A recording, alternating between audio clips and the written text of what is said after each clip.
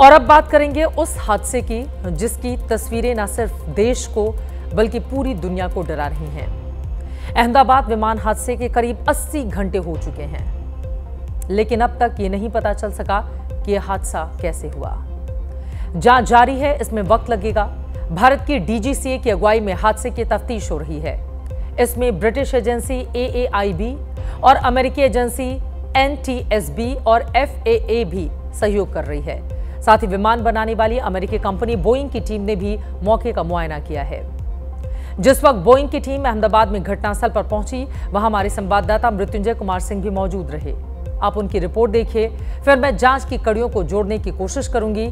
साथ ही दुनिया के एक बहुत बड़े विमान विशेषज्ञ की सबसे नई थ्योरी भी आपके सामने रखूंगी, जिसमें उन्होंने विमान हादसे की वजह पर सबसे बड़ा दावा किया है। इस वक्त जो बोइंग की टीम के सदस्य हैं और डीजीसीए के साथ ही साथ AAIB जो जांच एजेंसी है उसके साथ जांच करने के लिए बोइंग की टीम पहुंची हुई है। आप घटनास्थल की तस्वीरें देख सकते हैं किस प्रकार से जो अलग अलग टीमें हैं, टेक्निकल टीमें हैं, साथ ही साथ अलग अलग एजेंसियों की टीमें हैं, वो उस घटनास्थल का मुआयना कर रही हैं जहां पर एयर इंडिया का ड्रीमलाइनर बोइंग विमान क्रैश हुआ था। ये वो इमारत है जो कि कैंटीन मेस था। पिछले 3 दिनों से अलग अलग एजेंसियां इस पूरे मामले की जांच कर रही थी और सबसे प्रमुख है आज घटना के चौथे दिन बोइंग के कर्मचारी जो टेक्निकल टीम है यहाँ पर पहुँचे हुए हैं।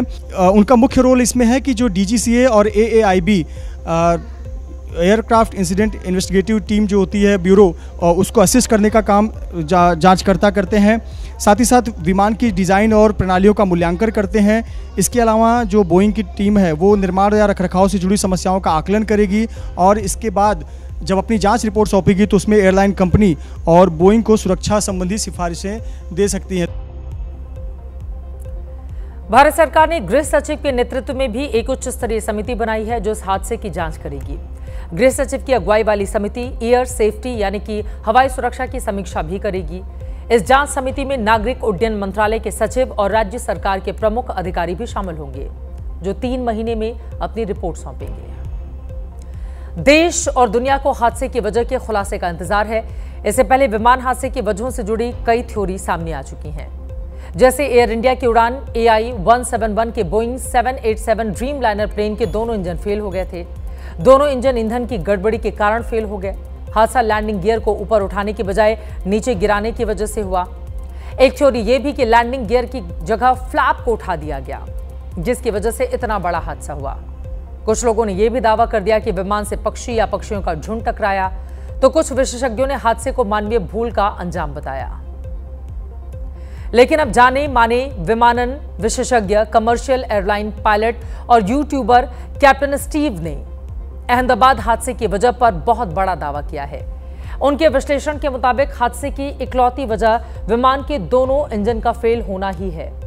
इसे साबित करने के लिए उन्होंने 13 मिनट 13 सेकंड का एक वीडियो रिलीज किया है, जिसमें अपनी थ्योरी को साबित करने के लिए उन्होंने एक करके 4 सबूत भी पेश किए हैं। क्या वाकई बोइंग ड्रीमलाइनर के दोनों इंजन फेल होने की वजह से ही अहमदाबाद में यह दुखद हादसा हुआ? आइए कैप्टन स्टीव से ही इस बात को समझते हैं।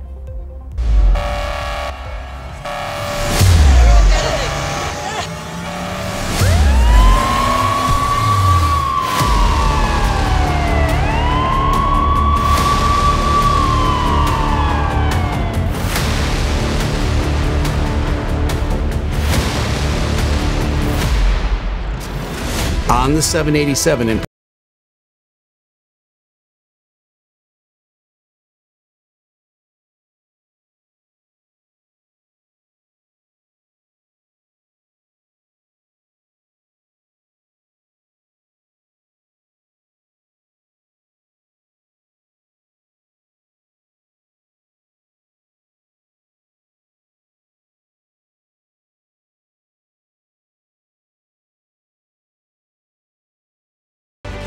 It's not a prop as it goes by. Listen.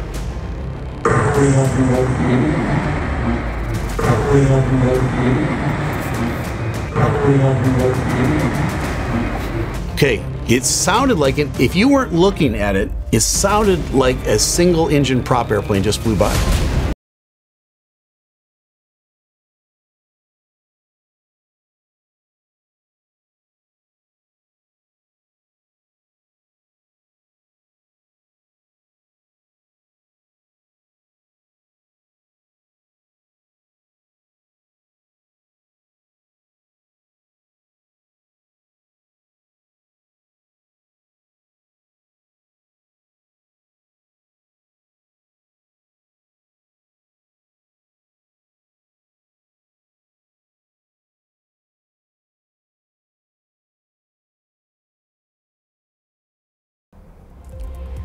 हालांकि कैप्टन स्टीव ने ही पहले अलग तरह की थ्योरी पेश की थी। उनके मुताबिक एयर इंडिया का जो विमान क्रैश हुआ उसमें इस बात की संभावना है कि विमान के को पायलट ने लैंडिंग गियर के बजाय विमान के विंग फ्लैप्स को खींच लिया, जिससे विमान हादसे का शिकार हो गया। लेकिन अब नए वीडियो विश्लेषण में उन्होंने दोहरे इंजन की नाकामी को हादसे की वजह बताया है। इस पर भारत के विमानन विशेषज्ञों का क्या मानना है, उन्हें भी सुनते हैं।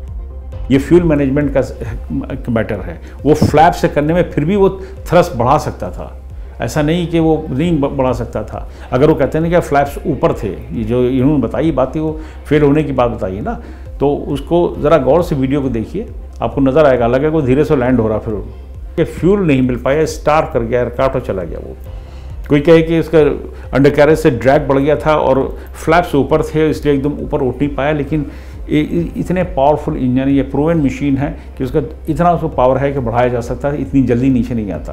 कैप्टन स्टीव के निष्कर्षों से अधिकांशतः सहमत हूँ। मेरा भी ये मानना है कि इस एयरक्राफ्ट में ये बात निश्चित है कि पावर लॉस हुआ है। वो पूरा इस ओर इंगित कर रहा है कि दोनों इंजन के फेल हुए हैं। Electrical failure, total electrical failure का उन्होंने जो कहा है, वहाँ पे मैं उनसे इसलिए असहमत हूँ क्योंकि कैप्टन ने मेडे कॉल दी हुई है और अगर टोटल इलेक्ट्रिकल फेल्योर होगा तो मेडे कॉल नहीं दिया सकती। एयर इंडिया के विमान को उड़ा रहे पायलट सुमित सभरवाल बेहद अनुभवी थे। उन्हें 8,200 घंटे से ज्यादा की उड़ान का अनुभव था, जबकि को पायलट क्लाइव कुंदर को भी 1,100 घंटे की उड़ान का तजुर्बा था। ऐसे में हो ना हो हादसे की वजह तकनीकी या इंजन में खराबी ही हो सकती है। वैसे तो बोइंग ड्रीमलाइनर के दुर्घटनाग्रस्त होने का यह पहला वाकया है, लेकिन इस प्लेन और इसे बनाने वाली इस कंपनी पर पहले भी गंभीर सवाल उठ चुके हैं। इस विमान कंपनी के विवादित अतीत के पन्नों को पलटने से पहले जरा आपको दिखाते हैं कैसे इसी साल 30 अप्रैल को बोइंग ने ड्रीमलाइनर की शान में कसीदे पढ़ी थी। बोइंग के मुताबिक उसके 787 ड्रीमलाइनर विमानों ने 2011 में उड़ान भरनी शुरू की थी। कंपनी का दावा है कि उसके पास 1,175 ड्रीमलाइनर विमान हैं जो 30 अप्रैल 2025 तक करीब 50 लाख उड़ान भर चुके हैं। ड्रीमलाइनर विमानों ने आसमान में 3 करोड़ घंटे से ज्यादा की उड़ान भरी है। इन उड़ानों में 100 करोड़ यात्रियों ने ड्रीमलाइनर से यात्राएं की हैं। बोइंग के मुताबिक उसके ड्रीमलाइनर विमान 85 से ज्यादा देशों के 520 हवाई अड्डों से उड़ान भरते हैं। हर दिन करीब 2,100 उड़ानों से 5 लाख यात्री यात्रा करते हैं। बोइंग के अनुसार हर ड्रीमलाइनर औसतन हर दिन 12 घंटे से ज्यादा हवा में गुजारते हैं। कंपनी का दावा है कि 787 ड्रीमलाइनर ने जिन विमानों की जगह ली उनकी तुलना में इनमें 25% कम ईंधन खर्च होता है, जो इन विमानों के नए इंजन की वजह से मुमकिन होता है। ये तो हुई कंपनी की खुद की तारीफ, लेकिन लगे हाथ इसके विवादित अतीत को देखना बेहद जरूरी है। अमेरिकी अखबार न्यूयॉर्क टाइम्स की रिपोर्ट के मुताबिक अहमदाबाद हादसा ऐसे वक्त में हुआ जब कंपनी ने 2018 और 2019 में हुई 2 बड़ी दुर्घटनाओं के लिए आपराधिक जिम्मेदारी से बचने के लिए अमेरिकी सरकार के साथ समझौता किया था। बोइंग अभी भी 2018 और 2019 में अपने 737 मैक्स विमान की 2 बड़ी दुर्घटनाओं को लेकर वर्षों से कानूनी लड़ाई लड़ रही है और पिछले महीने ही वो इंडोनेशिया और इथियोपिया में हादसों में मुआवजे के लिए 110 करोड़ अमेरिकी डॉलर यानी करीब 9,900 करोड़ रुपए के बराबर मुआवजे के लिए तैयार हुई। बोइंग विमानों की इन 2 दुर्घटनाओं में कुल 346 लोग मारे गए थे। कंपनी ने पिछले महीने अमेरिका के जस्टिस डिपार्टमेंट के साथ एक समझौता किया था, जिसके तहत कंपनी को दुर्घटनाओं के लिए आपराधिक जिम्मेदारी लेने से छूट मिल जाएगी।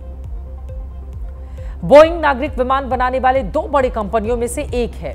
दूसरी कंपनी फ्रांस की एयरबस है, जो बोइंग के अलावा नागरिक विमान बनाती है। अमेरिकी फेडरल एविएशन एडमिनिस्ट्रेशन यानी कि FAA की जांच बताती है कि बोइंग के 787 ड्रीमलाइनर के बारे में भी कई विसल ब्लोअर पहले भी गंभीर सुरक्षा चिंताएं जता चुके हैं। इसी कारण FAA ने विमान के उत्पादन और असेंबली प्रक्रियाओं की जांच शुरू कर दी। आरोप है कि कंपनी ने न सिर्फ विमान और उसके पुर्जों के निर्माण में तय प्रक्रिया का उल्लंघन किया, बल्कि आवाज उठाने वाले कर्मचारियों के खिलाफ कार्रवाई कर उनकी आवाज को दबाने की कोशिश की। Right now, from what I've seen, the airplanes are not being built per spec and per requirement. So your testimony is the 787 line and the 777, the 777 line are you think are not. Well, not safe. they are doing stuff that increases the risk factors. Threaten you, sideline you, transfer you.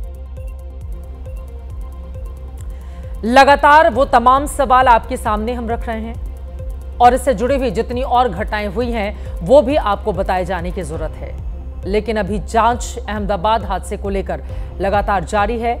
आगे क्या होगा ये देखना बेहद महत्वपूर्ण रहेगा। आगे बढ़ते हुए फिलहाल बात अब उस चमत्कार की जो दोबारा हुआ है। अहमदाबाद में हादसे के बाद की ये तस्वीर दुनिया भर में वायरल है। इस अफसोसनाक दुर्घटना में विमान पर सवार 241 लोग मारे गए, सिवाय इन इकलौते शख्स को छोड़कर जिनका नाम विश्वास कुमार रमेश है। इस भयावह त्रासदी में रमेश कैसे बच गए ये विश्वास से परे है, लेकिन 100% सच है।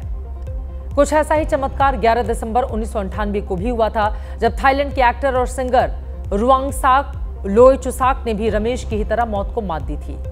तब थाई एयरवेज की फ्लाइट TG261 ने दक्षिण थाईलैंड में लैंडिंग के दौरान एक दलदल में क्रैश लैंडिंग की थी।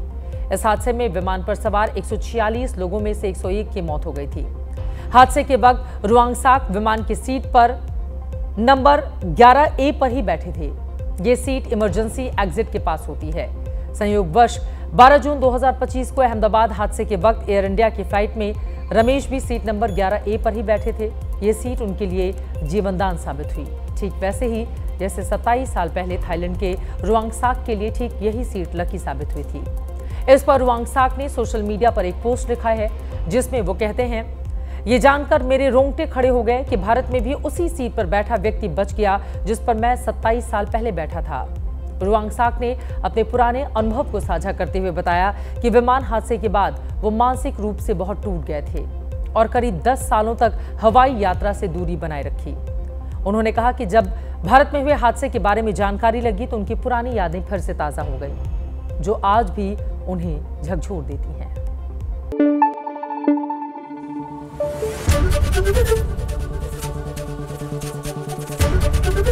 ABP न्यूज आपको रखे आगे।